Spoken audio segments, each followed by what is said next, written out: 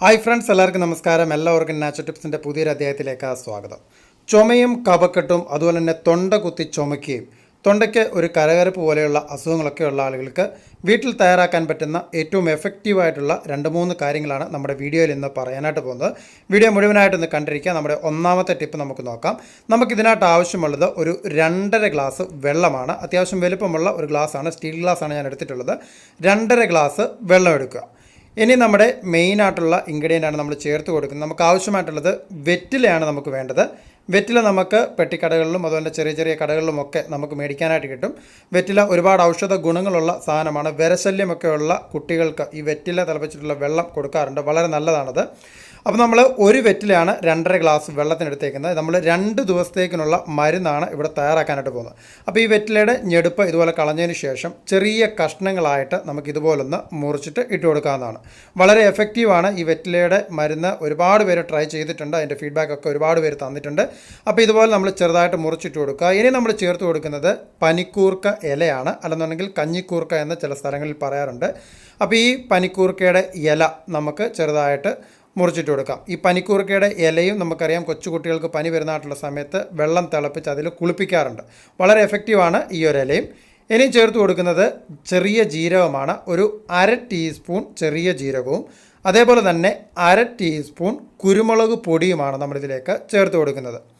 അടുത്തായിട്ട് വേണ്ടത് തുളസിയിലയാണ്. കൃഷ്ണ തുളസിയോ അല്ലെന്നുണ്ടെങ്കിൽ സാധാരണ തുളസിയോ എടുക്കുക. ഒരു 5 അതൾ തുളസിയില കൂടി നമുക്കിതിലേക്ക് ചേർത്ത് കൊടുക്കാവുന്നതാണ്. ഇനി വേണ്ടത് നമുക്ക് മഞ്ഞൾപ്പൊടിയാണ്. ഒരു 1/4 ടീസ്പൂൺ മഞ്ഞൾപ്പൊടി കൂടി നമ്മൾ ചേർക്കുന്നുണ്ട്. മഞ്ഞൾപ്പൊടി നമ്മൾക്കറിയാം, തൊണ്ടയ്ക്കൊക്കെ ഏറ്റവും നല്ല സംഭവമാണ് മഞ്ഞൾപ്പൊടി എന്ന് പറയുന്നത്. മഞ്ഞൾപ്പൊടി നമ്മൾ ചേർത്തിട്ടുണ്ട്. ഇനി വേണ്ടത് ഒരു ചെറിയ കഷ്ണം ഇഞ്ചിയാണ്. ഇത്രയും സാധനങ്ങൾ നമ്മൾ ചേർക്കുന്നത് കൊണ്ട് നിങ്ങൾ ഒരു കാരണവശാലും വിചാരിക്കില്ല ഇതൊരു ഭയങ്കര എരിവായിരിക്കും എന്ന് വിചാരിക്കരുത്. വളരെ ഹെൽത്തി ആയിട്ടുള്ള ഒരു ഡ്രിങ്കാണ്. ചെറുതായിട്ട് അരിഞ്ഞ ഇഞ്ചി കഷ്ണവും ചേർത്ത് നല്ലതുപോലെ ഇതൊന്ന് തിളപ്പിച്ചെടുക്കുക. ഈ വെള്ളം നല്ലതുപോലെ വെട്ടിത്തിളയ്ക്കണം. വെട്ടിത്തിളച്ച് വരുമ്പോഴത്തേനും ഇതിൻ്റെ ഒരു നല്ല സ്മെല്ല്, ഈ പനിക്കൂർക്കയുടെയും അതുപോലെ തന്നെ തുളസിയിലയുടെയും ഒക്കെ ഒരു നല്ല സ്മെല്ല് നമുക്ക് വരും. അതുപോലെ തന്നെ വെറ്റിലയുടെയും ഒരു സ്മെല്ല് നമുക്കിതിന് കിട്ടുന്നതായിരിക്കും. അതിനുശേഷം ഇത് തണുത്തിട്ട് നമുക്ക് ഒരു ഇൻഗ്രീഡിയൻ്റ് കൂടെ നമുക്ക് ചേർക്കാനായിട്ടുണ്ട്. ഇത് നല്ലതുപോലെ വെട്ടിത്തിളച്ചിട്ടുണ്ട്. ഇനി നമുക്കിതൊരു ഗ്ലാസ്സിലേക്ക് ഒരു ചെറിയ ചൂടോടുകൂടി നമുക്ക് ഒഴിച്ചു കൊടുക്കാവുന്നതാണ്.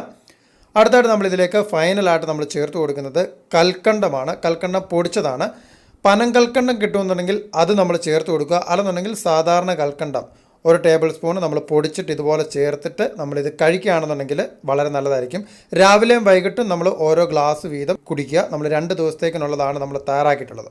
നമ്മൾ കുടിക്കുന്ന സമയത്ത് നമ്മൾ ഇതൊന്ന് ചെറുതായിട്ട് ചൂടാക്കിയിട്ട് മാത്രം കുടിക്കാനായിട്ട് ശ്രദ്ധിക്കുക. ചുമയും കഫക്കെട്ടുമൊക്കെ കുറേ നാളായിട്ടുള്ള ആളുകൾ, പല മരുന്നുകളും പരീക്ഷിച്ച് മടുത്തിട്ടുള്ള ആളുകളൊക്കെ ഇത് ചെയ്തു കഴിഞ്ഞാൽ ഉറപ്പായിട്ടും ഫലം ലഭിക്കുന്നതായിരിക്കും.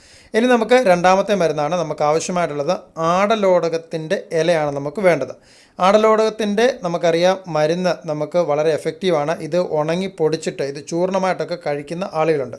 നമ്മളിത് ചെയ്തെടുക്കുന്നത് നമ്മളിതുപോലെ ഇല എടുത്തതിന് ശേഷം നല്ലതുപോലെ അരച്ച് എടുക്കുക. ഒരു അല്പം വെള്ളം തൊട്ട് ഇതുപോലെ അരച്ചെടുക്കുക. ഇതിൽ നിന്നും നമുക്ക് 1 ടീസ്പൂൺ മാത്രമേ നമുക്ക് ആവശ്യമായിട്ടുള്ളൂ. ഞാനിപ്പോൾ ഇത് 1 ടീസ്പൂണാണ് എടുത്തിട്ടുള്ളത്. ഇനി നമ്മൾ ഈ 1 ടീസ്പൂൺ ആടലോടകത്തിൻ്റെ നീരിലേക്ക് ചേർത്ത് കൊടുക്കുന്നത് ഒരു കോഴിമുട്ടയാണ്. അത് ഏത് കോഴിമുട്ട വേണമെന്നുണ്ടെങ്കിലും എടുക്കാം. നാടൻ കോഴിയുടെ മുട്ടയോ അല്ലെന്നുണ്ടെങ്കിൽ ബ്രോയിലർ കോഴിയുടെ മുട്ടയോ നമുക്ക് എടുക്കാം. എടുത്തതിന് ശേഷം ഈ ഒരു മുട്ട കൂടി നമുക്കിതിലേക്ക് മുഴുവനായിട്ടും ചേർത്ത് കൊടുക്കാം. അതിനുശേഷം നല്ലതുപോലെ ഇതൊന്ന് ഇളക്കി മിക്സ് ചെയ്തെടുക്കുക. മിക്സ് ചെയ്തിട്ട് നമുക്കിത് രാവിലെയോ അല്ലെന്നുണ്ടെങ്കിൽ വൈകുന്നേരമോ ഏതെങ്കിലും ഒരു സമയത്ത് നമ്മളിതുപോലെ കഴിക്കുക. ഇതിനി എത്ര ദിവസം കഴിക്കണമെന്ന് ചോദിച്ചു കഴിഞ്ഞാൽ നിങ്ങൾക്കിതൊരു ആഴ്ചയിൽ ഒരു 2-3-4 പ്രാവശ്യമായിട്ട് നമുക്കിത് കഴിക്കാവുന്നതാണ്. പറഞ്ഞു വരാത്ത കഫം നമുക്ക് പറഞ്ഞു വരാനായിട്ടും അതുപോലെ ചുമയ്ക്കുമൊക്കെ വളരെയധികം എഫക്റ്റീവാണ്. ഇനി കൊച്ചു കുട്ടികൾക്കായിട്ടുള്ള ഒരു ടിപ്പുണ്ട്, അത് പറയാം. നമുക്ക് ഒരു സവാളയുടെ നീരെടുക്കുക. അതേപോലെ തന്നെ ഒരു നാരങ്ങയുടെ നീരും എടുക്കുക. രണ്ടും കൂടി നല്ലതുപോലെ മിക്സ് ചെയ്തതിന് ശേഷം ഇത് അടുപ്പത്ത് വെച്ച് ചെറുതായിട്ടൊന്ന് ചൂടാക്കുക. ചൂടാക്കി അതൊന്ന് തണുത്തതിന് ശേഷം അതിലേക്ക് 1 ടീസ്പൂൺ തേനും കൂടി ചേർത്ത് നല്ലതുപോലെ മിക്സ് ചെയ്തെടുക്കുക. മിക്സ് ചെയ്തിട്ട് ഈ ഒരു മിശ്രിതം നമ്മൾ കൊച്ചുകുട്ടികൾ കൊടുക്കുകയാണെന്നുണ്ടെങ്കിൽ അവരുടെ ചുമയും കഫക്കെട്ടും മാറാനായിട്ട് വളരെയധികം എഫക്റ്റീവാണ്. നിങ്ങൾ ഇതിൽ പറഞ്ഞ ഏതെങ്കിലും ഒന്ന് മാത്രം ചെയ്യുക. കൊച്ചുകുട്ടികൾക്ക് പറഞ്ഞത് അവസാനത്തെ ടിപ്പാണ്, അത് മാത്രം ചെയ്താൽ മതി. അപ്പോൾ നമ്മളുടെ ഈ ഒരു കുഞ്ഞു വീഡിയോ നിങ്ങൾക്കെല്ലാവർക്കും ഇഷ്ടമായി എന്ന് വിചാരിക്കുന്നു. ഇഷ്ടപ്പെട്ടാൽ ലൈക്ക് ചെയ്യുക. അതുപോലെ തന്നെ നിങ്ങൾ ഈ ഒരു വീഡിയോ മറ്റുള്ള കൂട്ടുകാർക്ക് കൂടി ഷെയർ ചെയ്ത് കൊടുക്കുക. അപ്പോൾ നല്ലൊരു കിടിലൻ കിടക്കാച്ചി വീഡിയോയുമായിട്ട് നമുക്ക് അടുത്ത ദിവസം ഉടനെ കണ്ടുമുട്ടാം. നിങ്ങളുടെ സ്വന്തം Lijo Mallassery, now signing out. Thank